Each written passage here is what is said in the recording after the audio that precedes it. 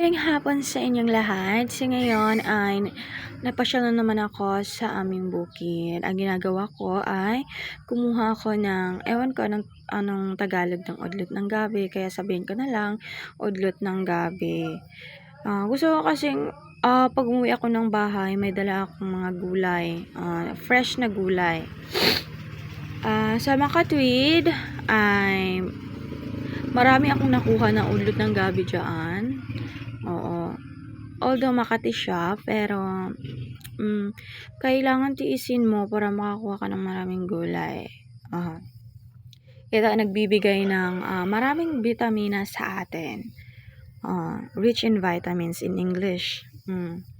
Kaya dapat kumain kayo nito. 'Di ba? Pag nasa bukid, sariwa ang mga gulay na makukuha mo at saka walang bayad. Oo nga. 'Di ba? Dito na naman ay kumuha ko ng bago.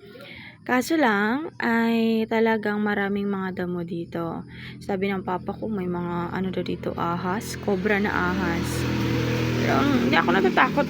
Hindi naman lumalabas. Kumuha lang ako ng udlot din. Awan ko sa Tagalog ng udlot. Udlot ng bago. Masarap dyan. Ayan, pagkatapos kong kumuha ay umuwi na ako sa kubo namin.